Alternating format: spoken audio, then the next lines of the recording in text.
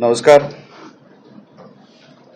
मागच्या काही दिवसांपासून माजी आमदार वैभव नाईक यांनी त्यांच्या सोशल मीडियावर किंवा मीडियावर काही आरोप ते सातत्याने करतायत आणि त्यांनी काही पोस्ट केले आहेत त्यांच्या सोशल मीडियावर.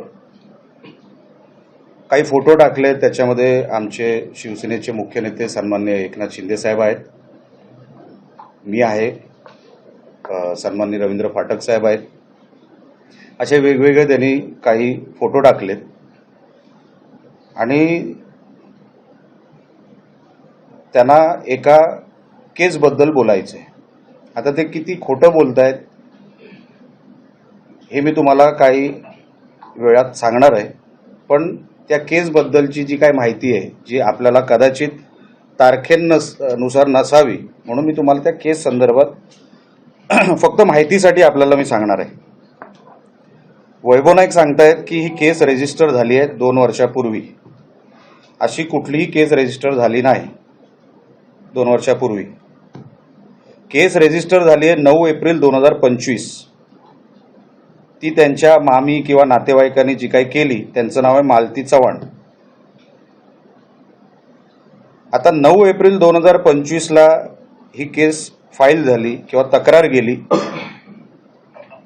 त्याच्या अगोदर 27 फेब्रुवारीला डिजिटल एका न्यूज चॅनलवर ही बातमी आली.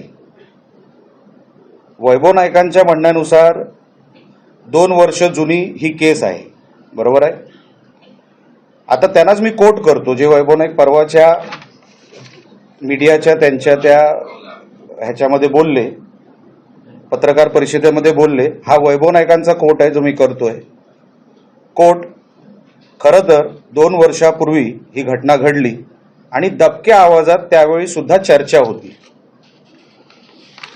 आता जर तुम्हाला 2 वर्षापूर्वीच दबक्या आवाजात ही केस होती असं कळलं, तुम्ही तेव्हा आमदार होतात, आपण त्याच्यावरती आवाज का नाही उठवलात?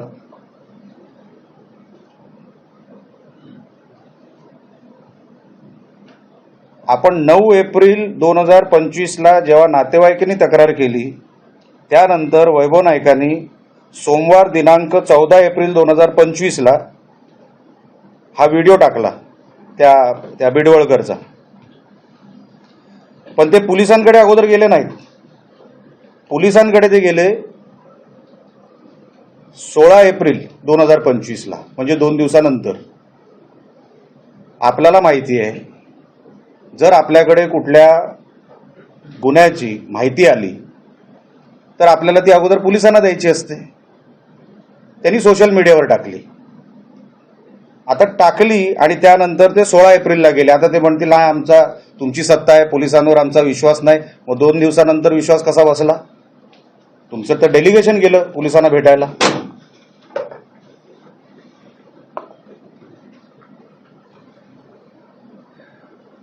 कसली तक्रार नसताना 2 वर्षानंतर ह्या ज्या कोण नातेवाईक आहेत त्यांनी ती तक्रार नावांसकट केली. मालती चव्हाण ज्या कोण आहेत त्या, की असं असं झालं तसं. त्या बिचाऱ्या त्यांना 2 वर्ष काय आठवलं नसेल कदाचित, आणि अचानकपणे त्यांना 2 वर्षानंतर तक्रार करावीशी वाटली आणि त्यांनी ती तक्रार केली. काही हरकत नाही, ते नातेवाईक आहेत, त्यांना तक्रार करायचा अधिकार आहे. वैभव नाईकांच्या हिशोबाने हा क्राईम झालाय 2023 मध्ये. कारण का दबक्या आवाजात तेच म्हणतायत, माझं कोट नाहीये, मी तुम्हाला व्हिडिओ द्यायला तयार आहे. तुम्हीच घेतलेल्या कदाचित जिल्ह्यामध्येच ती पत्रकार परिषद झाली आहे, त्यांच्याच कोर्टनुसार मी तुम्हाला सांगतोय की दबक्या आवाजात चर्चा होती. तुम्ही आमदार होतात, तुम्ही कोणाला घाबरत होतात? दबक्या आवाजात म्हणजे काय? म्हणजे तुम्हाला क्राईम बद्दल माहिती होती, म्हणजे तुम्हाला सगळं माहिती होतं. आणि म्हणून मी परवाच्या व्हिडिओमध्ये मी बोललो की आता बॉडी कुठे हे वैभव नाईकांनी सांगावं.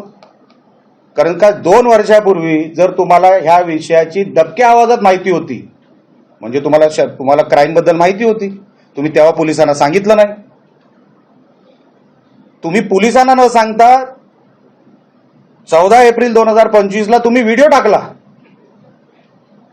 आणि नंतर तुम्ही पोलिसांकडे गेलात. कशासाठी? तुमच्याकडे ठोस पुरावा होता तर तुम्ही पोलिसांकडे माहिती द्यायला पाहिजे होती. डिजिटल मीडिया आलेली बातमी 27 फेब्रुवारी, त्यानंतर 9 एप्रिलला नातेवाईकांनी केलेली तक्रार, त्यानंतर 14 एप्रिल वैभव नाईकांनी टाकलेला व्हिडिओ, त्यानंतर 16 एप्रिल SP साहेबांकडे गेलेली तक्रार. हे सगळं इतकं झटाझट म्हणजे तुमच्याकडे अगोदरपासून या क्राईमबद्दल माहिती होती. आणि म्हणून मी परवाच्या व्हिडिओमध्ये बोललो होतो, पहिले इंट्रोगेशन हे वैभव नाईकांचंच झालं पाहिजे. कारण का जर त्यांना या क्राईमबद्दल माहिती होती, तुम्ही लपवलीत का? तेव्हा तुम्ही आमदार होतात आणि आमदार या नात्याने तुम्ही काय घाबरत होतात का कोणाला? किंवा सिद्धेश शिरसाट तुम्हाला पैसे द्यायचा का गप्प बसायचे? आता तुमची सत्ता गेली आणि काहीतरी लपवायचा प्रयत्न हे वैभव नाईक करतायत, हे मी सातत्याने पहिल्या दिवसापासून बोलतोय. त्यांना 100% माहिती आहे. कारण का मागची 10 वर्ष सिद्धेश शिरसाटच्या कुठल्याही फेसबुकवर, कुठल्याही इंस्टाग्रामवर आमचा कोणाचा फोटो नाही. मग 10 वर्ष त्याला कोण प्रोटेक्शन देत होता?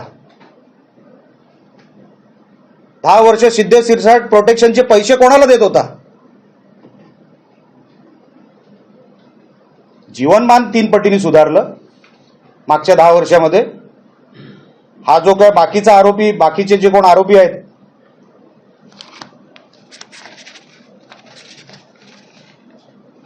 गणेश नार्वेकर,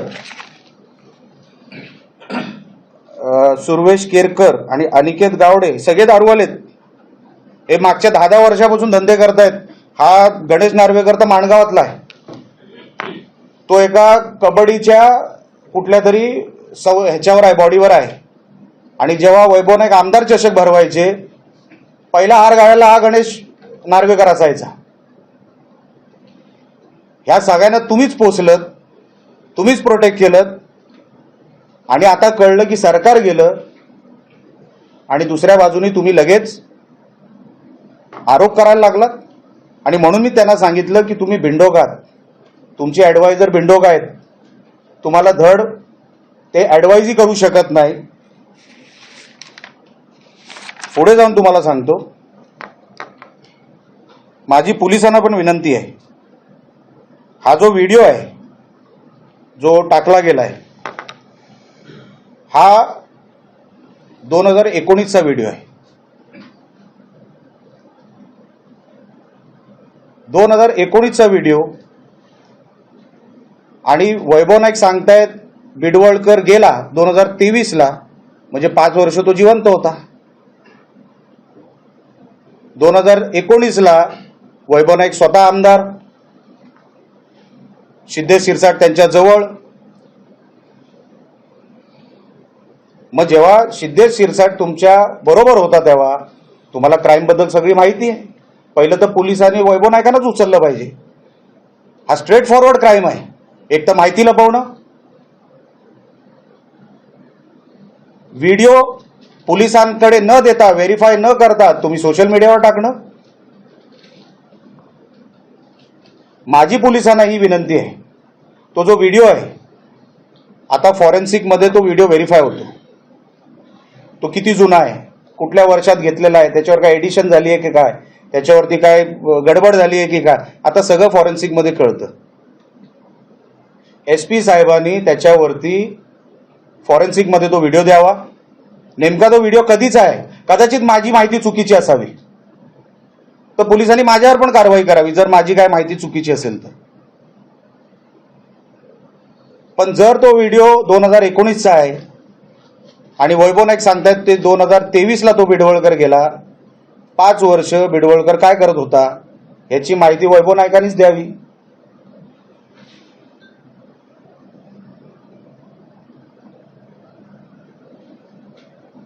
आणि SP साहेबांनी हा व्हिडिओ अगोदर व्हेरीफाय करावा. कारण का व्हेरीफाय केल्याशिवाय आपल्याला कळणारच नाही की व्हिडिओ कधी आहे आणि घातपात कधी झालाय. व्हिडिओचाच आधार घेऊन वैभव नाईक सांगतायत ना की घातपात झालाय, तर व्हिडिओ कधीचा आहे आणि घातपात कधीचा झाला. आता SP साहेब तुमच्याकडे आहे बॉल कोर्टात. माझं कोणाचंही बाजू घ्यायची माझा काही विषय सुद्धा नाही. सगळ्यांवर कारवाई करा. आमचे कोण असतील आमच्यावर पण कारवाई करा. कोणालाही सोडू नका SP साहेब याच्यामध्ये. आणि माझी 100% मला माहिती आहे ह्याच्यामध्ये वैभव नाईकांना माहिती आहे की बॉडी कुठे आहे. वैभव नाईक बोलतात की मी DPDC मध्ये SP साहेबांना असं सांगितलं की तुम्ही 2 वर्ष जुनी केस का उघडली. तुम्ही सगळे पत्रकार, बहुतेक पत्रकार तिकडे होतात. माझं वाक्य आहे का ते? माझं वाक्य काय होतं की SP साहेब तुम्ही 2 वर्ष जुनी मर्डर मिस्ट्री सॉल्व्ह केली, तुमचं अभिनंदन आहे. आता असंच तुम्ही ड्रगचा बिझनेस जो आहे तो उद्ध्वस्त करा, तो नेस्तानाबूत करा. कारण का ड्रग्जवर पण कडक कारवाई, कडक लक्ष देणं गरजेचं आहे, हे माझं वाक्य. पण ड्रग्जवाले काय तुम्हाला पैसे देतात काय वैभव नाईक? ड्रग्सचा विषय तुम्ही सोयीस्करपणे काढून टाकला. म्हणजे जिल्ह्यामध्ये ड्रग्जच यावे असं तुम्हाला वाटतंय का?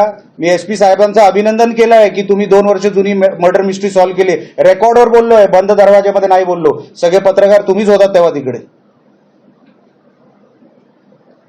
मी अभिनंदन केलं SPचं. आणि त्यानंतर मी त्यांना बोललो ड्रगवर पण कडक कारवाई करा. पण सोयीस्करपणे वैभव नाईक यांनी ड्रग हा विषय बाजूला काढला.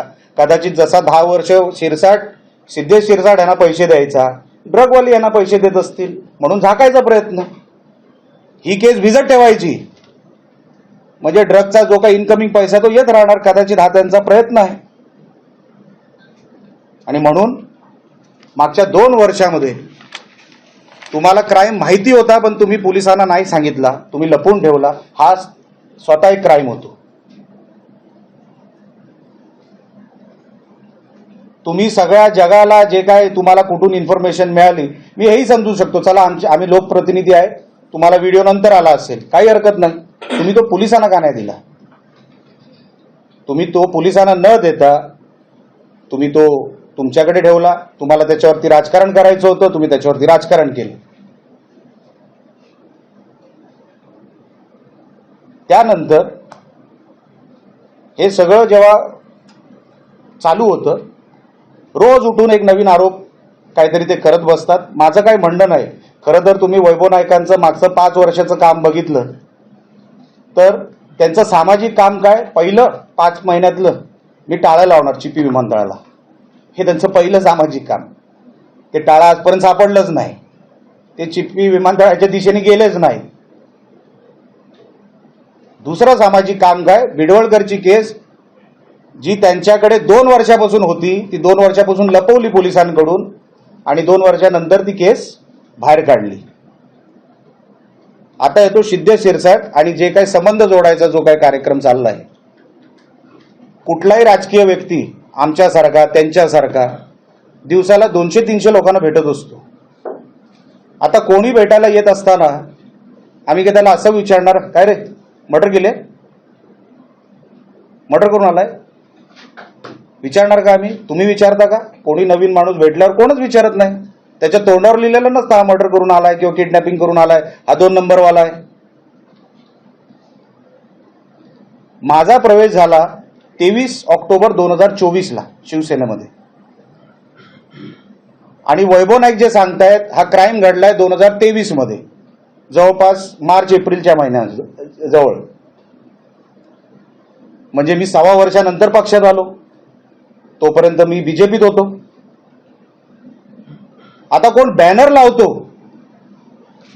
म्हणूनच माझं आणि त्याच्याशी चांगलं असेल तर मग आरोपी नंबर जो 2 आहे,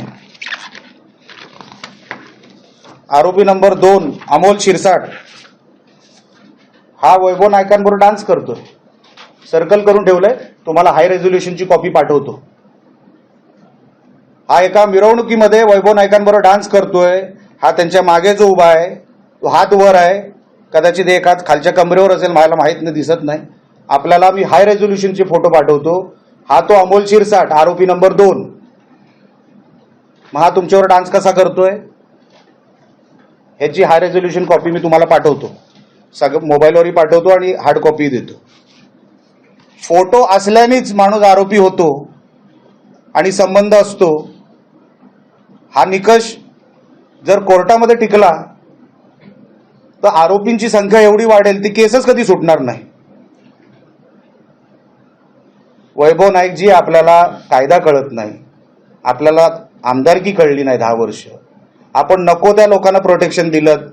दारू व्यवसाय, ड्रग्ज, अनैतिक ज्या काही व्यापार होता तो सगळा जिल्ह्यामध्ये 10 वर्षात मागच्या एवढा वाढला की आता आम्हाला साफसफाई करायला एवढा वेळ लागतोय. पोलीस यंत्रणा कामाला लागलेली आहे. 10 वर्ष तुम्ही यांच्याकडून पैसे घेऊन ह्यांना मोकाट जे काय पाहिजे ते करू दिलं, आणि आज उघड्या डोळ्यांनी आणि उघड्या तोंडाने तुम्ही सांगताय की हे सगळं कसं शिंदे सेनेचा हा. अरे शिंदे सेनेचा विषय कुठे आहे? तो पदाधिकारी कुठे होता शिंदे सेनेचा? त्यांची मिसेस जी पदाधिकारी होती ती 7 महिन्यापूर्वी राजीनामा दिलाय. सिद्धेश शिरसाट हा आमच्या शिवसेनेचा पदाधिकारी कधीच नव्हता. बॅनर लावल्यामुळे पदाधिकारी होत नाही साहेब. मिसेस होत्या, राजीनामा दिला त्यांनी 7 महिन्यापूर्वी. आणि म्हणून मी आता पोलिसांना मागणी करणार आहे की हा जो व्हिडिओ आहे, एक तर याचा फॉरेन्सिक तपास व्हावा, याचं व्हेरिफिकेशन व्हावं, आणि 2014 पासून नाही 2009 पासून सिद्धेश शिरसाट आणि वैभव नाईक आणि त्यांच्या जवळचे जेवढे सहकारी आहेत त्यांचे CDR चेक व्हावे. त्याच्यामध्ये पोलिसांना वाटतं आमचे करावे तर आमचेही करावे. चला, कारण का मी मुद्दामून 2009 का बोललो, कारण का मी खासदार होतो 2009 ते 14. जर कोणाला वाटत असेल नाही हा स्वतःच झाकून करतोय, तर चला 2009 पासून करा, सगळ्यांचे CDR चेक करा. 2010 पासून किंवा 2009 पासून ते आतापर्यंत जोपर्यंत हे सगळं घडत होतं, कोणाच्या प्रोटेक्शन खाली सिद्धेश शिरसाट होता हे आता पोलिसांवर पूर्ण जबाबदारी येऊन थांबलेली आहे. मागच्या 10 वर्षामध्ये आता हे पुरावे अजून निघणार. मी काय याच्यावर थांबणार नाही. आता मीच या केसच्या मागे लागणार आणि आंदोलन करायचं झालं ना, मीच आंदोलन करीन की आता मला खरा आरोपी याच्यातला सापडला गेलाच पाहिजे, पोलिसांनी तो शोधलाच पाहिजे. आणि जर वैभव नाईकांना असं वाटतंय की कोणाला तरी पुढे करून मीडियाला दुसऱ्यावर आरोप करून जर ह्याच्यातून माझा कुठेतरी लपता येईल, मला कुठेतरी लपता येईल, असं वैभव नाईक तुम्हाला लपता येणार नाही. तुमची पापं तुम्हाला इथेच फेडावी लागणार आणि तुम्हाला फेडायला लावणार. तुम्हाला ह्या बिडवळकरच्या केसमध्ये सुट्टी नाही, तुम्हाला जेलच. तुम्ही जे चित्र रंगवताय, तुम्ही जे लपवताय, हे आता सगळं जनतेसमोर मी उघडून ठेवलेलं आहे. आता पोलिसांवर आहे आणि पोलिसांच्या पुढच्या कारवाईवर आहे की 2 वर्षापासून वैभव नाईकांना जर हा विषय माहीत होता, दबक्या आवाजात जे ते स्वतःच्या स्टेटमेंटमध्ये म्हणतायत, माझं स्टेटमेंट नाही, तर आता पोलिसांची इन्क्वायरी कुठल्या दिशेने जावी हे आता पोलिसांनी ठरवावं. तो माझा काम, ते माझं काम नाही. पण मी तुम्हाला सांगतो, यामध्ये 100% वैभव नाईकांचा हात आहे. त्यांना माहीत नाही असं होऊच शकत नाही. आणि म्हणून पोलिसांनी जे कोण त्यांना वाटत असतील आमच्यातले 2-5 जण असतील तर त्यांनाही उचला, त्यांनाही सोडू नका. या जिल्ह्यामध्ये जे मागच्या 10 वर्षामध्ये घडलं ते पुढे घडणार नाही. क्रिमिनलला इकडे थारा देणार नाही, कोणालाही प्रोटेक्शन देणार नाही इलिगल काम करणाऱ्याला. आणि म्हणून जे दुखणं आहे वैभव नाईकांचं ते मला कळतं आहे. अचानकपणे 2 नंबरचं इन्कम थांबलं, हे सगळे सांभाळायचे त्यांना. आता ते थांबलं असल्यामुळे आता ते हे सगळे जे काय आरोप करतायत ना, ते सगळे आरोप हे कसे खोटे आहेत हे तुमच्यासमोर मी ठेवलं. हे कुठेही पोलिसांनी मला बोलवलं, त्यांच्याकडे स्टेटमेंट द्यायला मी तयार आहे, हे सगळे एव्हिडन्स मी त्यांना द्यायला तयार आहे. पण पोलिसांनी आता जसं ते बॉडी शोधतायत, अजून बॉडी मिळाली का नाही मला माहीत नाही, कदाचित मिळाली नाही, पण जर बॉडी शोधायची असेल तर वैभव नाईकांना ते त्यांनी उचललं पाहिजे आणि वैभव नाईकांची ते इंट्रॉगेशन करून त्यांना ती माहिती त्यांच्याकडून ती सगळी काढली पाहिजे. आपल्याला काय या विषयावर बोलायचं असेल, विचारायचं असेल, विचारा. वैभव नाईक असं म्हणतात, सत्तास्थानं तुमच्याकडे आहेत, पालकमंत्री तुमचे आहेत, खासदार तुमचे आहेत, आमदार तुमचे आहेत, मला एकदा पोलीस स्टेशनमध्ये घ्या आणि माझी चौकशी करा, असं वैभव नाईक म्हणतो. मी तुम्हाला काय म्हणतो, त्यांची होणारच आहे, ते त्यांनी सांगायला कशाला पाहिजे. आता जे मी पुरावे तुमच्यासमोर ठेवले आहेत, उलट तुम्हीच त्यांना, तुम्ही मला असं वाटतं पत्रकारच आहात, तर तुम्हीच उलट विचारायला पाहिजे, तुम्ही 2 वर्ष का लपवली बातमी तुमच्याकडे.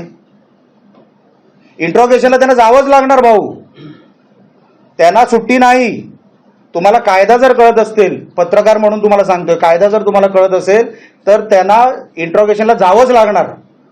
कारण का त्यांनी सोशल मीडियावर अगोदर बातमी टाकली आहे पोलिसांना न देता. म्हणजे तुम्ही लपवलं, तुमच्याकडे ही माहिती होती, तुम्ही त्याची ऑथेंटिसिटी न चेक करता तुम्ही डायरेक्टली सोशल मीडियावर टाकली. त्याचा सोर्स काय सांगावा लागेल, सोर्स जरी सांगितला त्याची ऑथेंटिसिटी चेक करावी लागेल. तुम्ही तो पब्लिक डोमेनमध्ये टाकलात तर पब्लिक डोमेन जेव्हा कोर्टमध्ये केस चालू आहे, ज्युडिशरी केस होते, जेव्हा कोर्टामध्ये कंटेम्प्ट होऊ नये असं तुम्ही काय बघितलं का? त्यांना पोलीस स्टेशनमध्ये जावंच लागणार आहे. भाऊ तुम्ही लक्षात घ्या, हा कायदा आहे, कायद्यातून कोणच सुटणार नाही, मीही नाही आणि तेही नाही.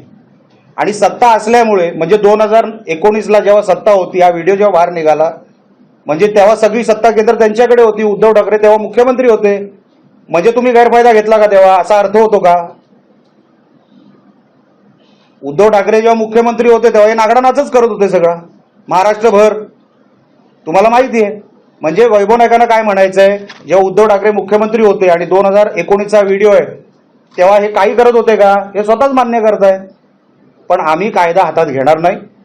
काही इन्स्टिट्यूशन आहेत कायदा हाताळण्याचे, ते हा कायदा हाताळून योग्य तो मार्ग काढतील. कायदा इम्प्लिमेंट करणं माझं काम नाही, कायदा इम्प्लिमेंट करणं आता पोलिसांचं काम आहे.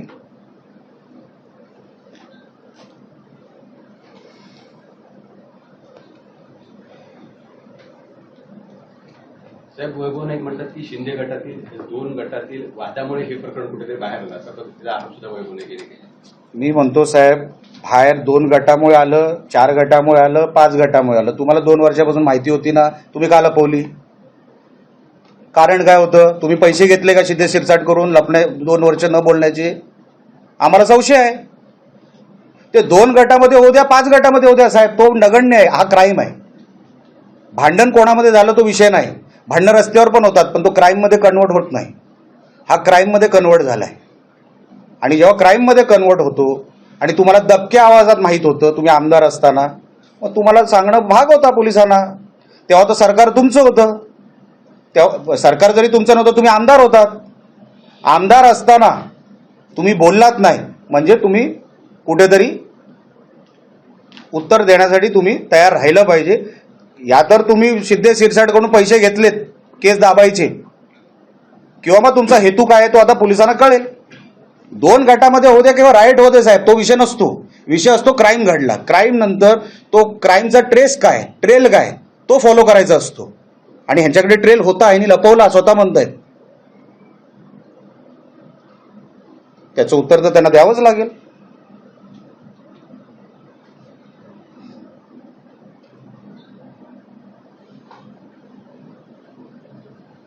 साहेब, एक दुसरा प्रश्न विनायक राऊत यांच्याबद्दल आहे. विनायक राऊत म्हणतात की खासदार नारायण राणे आहे ते मतदारसंघात फिरत नाहीत, अशा पद्धतीचे ते आरोप करतायत.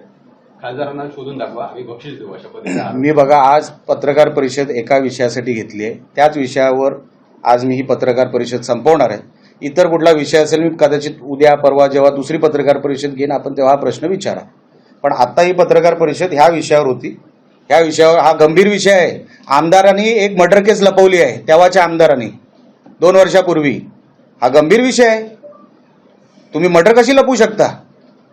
तुम्ही संविधानिक पदावर होतात 2 वर्षापूर्वी, आणि तुम्ही सांगताय दबक्या आवाजात, म्हणजे तुम्ही पैसे घेतलात शिंदे शिरसाट करून गप्प बसायचे. सरळ अर्थ आहे. म्हणून आजची ही पत्रकार परिषद ह्यापुरती सीमित होती. बाकीचे विषय आपण 2 दिवसानंतर घेऊ. संजय राऊत असं म्हणताय की 27 मर्डर झाले सिंधुदुर्ग जिल्ह्यामध्ये, त्यातील 9 मर्डर हे शिवसैनिकांचे होते. 7 मर्डर. 9 तुम्ही ठरवा अगोदर किती होते ते. तुमच्यात एक मत करा अगोदर. 9 मर्डर. हा, काय झालं? 9 मर्डर, 27 मर्डर झाले, त्याच्यामधले 9 मर्डर हे शिवसैनिकांचे. त्याला एवढी माहिती आहे, कदाचित त्यांनीच केले असावेत. आम्हाला जावं लागेल सिंधुदुर्गात असं म्हणतात. अरे म्हणजे सिंधुदुर्ग काय पाकिस्तानमध्ये आहे की काय? अरे कधी या काय, त्याला काय फरक पडतो? आणि विषय बघा, लक्षात घ्या, तुम्ही ही बातमी कशी बनवाल हे तुमच्यावर आहे. पण सिंधुदुर्गात कशासाठी या? वातावरण बिघडवायला. काय द्यायला नाही. आता मला सांगा, जेव्हा मर्डर जेव्हा झाल्या ते जेव्हाच्या मला माहित नाही ना तेव्हाचा उल्लेख केला. 5 वर्ष 2014 ते 2019 आम्ही सत्तेत नव्हतो. जिल्ह्याचे पालकमंत्री कडे गृह खातं पण होतं, राज्यमंत्रीपद, जर आपल्याला आठवत असेल तेव्हा. बरोबर आहे, तेव्हा शिवसेना एक होती, पण गृह खातं हे राज्यमंत्रीपद जिल्ह्याकडे होतं. बरोबर की चूक? तेव्हा फायली उघडायला पाहिजे होत्या. दूध का दूध पाणी का पाणी झालं असतं. त्याच्यानंतर उद्धव ठाकरे 2.5 वर्ष मुख्यमंत्री, 7.5 वर्ष तुमच्याकडे सत्ता होती. काय केलं तुम्ही? तेव्हा केसेस उघडायला पाहिजे होत्या. मुख्यमंत्री आहे, उघडल्या असत्या. पण तेव्हा काय करायचं नाही. सत्ता गेली, आता सगळं हातातून गेलं. आता वातावरण बिघडून लोक आपल्याकडे वळतात की नाही हे बघण्याचा जो प्रयत्न आणि करण्याचा जो प्रयत्न आहे ना, त्याच्या पलीकडे संजय राऊत काय करूच शकत नाही. काहीच करू शकत नाही. जिल्ह्याला काय देऊ शकणार नाही. ते येणार, आमच्या विरोधात भाषणं करणार, शिव्या देणार, त्याच्या पलीकडे काय करणार आहेत. पण 7.5 वर्ष तुमच्याकडे सत्ता होती, तेव्हा तुम्ही त्या सत्तेचा वापर आमच्यावर केसेस उघडण्यासाठी करायला पाहिजे होत्या. गृह खातं 5 वर्ष या जिल्ह्याकडे 5 वर्ष होतं या जिल्ह्याकडे, तेव्हा का नाही उघडलं? 2.5 वर्ष जसं बोललो उद्धव ठाकरे होते. म्हणून बघा, वातावरण बिघडवायला कोणाला यायचं असेल ती त्यांची मर्जी आहे. त्यांनी पुरावे पोलिसांना द्यावे. अमुक अमुक व्यक्तीचं मर्डर झालं, आम्हाला संशय अमुक अमुकांनी केला. लक्षात आलं ना? पुरावे दिल्यावर विषय संपला. त्याचं भांडवल करायचं आहे तर मग त्याला राजकारण म्हणतात. तुम्ही भांडवल करा. लोकांना आता लक्षात आलेलं आहे की संजय राऊत कधी जनतेतून निवडून येऊ शकत नाही. त्यांना कधी निवडूनच यायचं नाहीये. ते दुसऱ्यांच्या मतांवर 30-50 मतांवरच ते खासदार होतात. त्यांना जनतेतून निवडूनच यायचं नाहीये. त्यांना काय वातावरण बिघडू दे, सिंधुदुर्ग भांडू दे, इकडे कारखाने नाही आले तरी चालतील, सगळं बंद पडलं तरी चालेल. त्यांच्या डॅडीचं काय जातं? राजाराम ना काय ते श्री राजाराम राऊतांचं काय जातं? साहेब, अजून एक वैभव नाईकांच्या बद्दल प्रश्न आहे. कारण वैभव नाईकांबद्दल तुम्ही आता आरोप केले. यापूर्वी सुद्धा छत्रपती शिवाजी महाराजांच्या जागी पुतळा पडला, त्यावेळी सुद्धा त्यांच्यावर आरोप झालेले होते. पण त्याची सुद्धा चौकशी कुठेतरी झाली नाही. पुढे वैभव नाईकांवर जे आरोप झाले त्याची कुठेतरी चौकशी झाली. आता 4 महिने होत आहे. बघा, लक्षात घ्या, तो कार्यक्रम नेव्हीचा होता. नेव्हीची एक स्वतंत्र बॉडी आहे. त्याच्यामध्ये देशामध्ये आम्हाला कोणालाच अधिकार नाही तिकडे त्या बॉडीमध्ये इंटरफेअर करायचा. आता त्याच्यामध्ये त्या बॉडीनी आणि महाराष्ट्र सरकार मिळून जेव्हा तो रिपोर्ट बाहेर काढतील तेव्हा काढतील. पण तुम्हाला आठवत असेल, मी वैभव नाईकांसारखं घाणेरडं राजकारण केलं नाही. तेव्हाच्याही माझ्या स्टेटमेंटमध्ये मी असं म्हटलं की देव करो याच्यामध्ये वैभव नाईकांचा हात नसावा. कारण का ते 15 मिनिटात पोचले होते. पुतळा पडला किंवा पडणार आहे हे त्यांना काय स्वप्नात तर आलं नसेल. ते तयारीने कसे गेले हा माझा विषय होता. म्हणून 15 मिनिटात जो माणूस पोचतो, मी म्हटलं महाराष्ट्रात तुम्हाला तोंड दाखवायला जागा राहणार नाही. देव करो हा आरोप खोटा असावा. मी तेव्हाही बोललो, मी त्याचं भांडवल केलेलं नाही. लक्षात घ्या. म्हणून मी घाणेरडं राजकारण करत नाही साहेब. मी 5 महिन्यामध्ये वैभव नाईकांना वाटतं हे सगळं मला काय ते नावं देऊन आका फाका काय ते आहे ते नावं देऊन फार मोठं काहीतरी पराक्रम होणार. अहो साहेब, मला काय मिळवायचंच नाही. मी आमदार झालो ना हेच माझ्यासाठी भरपूर आहे. मला कुठे काय मिळवायचं आहे. पण त्यांना जे काय वाटतंय ना, बदनाम करणार, ह्याचं असं होणार, कर बाबा, शुभेच्छा आहे. माझं काही नाही. आणि मी जे काय ते पोलिसांना समोर जाऊन सांगणारा माणूस आहे. वैभव नाईकांनी तयार ठेवावी ह्या सगळ्या विषयाची. नारायण राणेंचा विजय उत्सव साजरा करणार तो दारूच्या पैशातून करणारा, म्हणजे सिद्धेश शिरसाटच्या पैशातून साजरा करण्यात आला असा वैभव नाईकांनी आरोप केला. आता त्याचं सिद्धेश शिरसाटचा पैसा काळा की गोरा हा वैभव नाईकांना जास्त माहिती. म्हणून त्यांना सेलिब्रेशन खरं कळलं असेल सिद्धेशने कधी केलं ते. तर मी बिडवडकर प्रकरण हे बीडच्या प्रकरणाशी जोडून कोकणाची बदनामी होते असं ते मी बोललोच आहे. मी त्यांना तेच हवं आहे. त्यांना निवडून कुठे यायचं आहे. त्यांना 5 वर्ष सिंधुदुर्गात काय आलं नाही तरी चालेल, पैसे आले नाहीत तरी चालेल, विकास निधी आला नाही तरी चालेल. वैभव नाईकांची 5 महिन्यामध्ये मी तुम्हाला 2 कामं सांगितली, 2च कामं केली. मी टाळं घेऊन चिपी विमानतळ बंद करणार, टाळंही मिळालं नाही, गेलेही नाहीत. आणि हे दुसरं 5 महिन्यामध्ये सामाजिक काम, माजी आमदार, त्यांच्याकडून हीच अपेक्षा आहे. त्यापेक्षा पलीकडे अपेक्षाही नाही.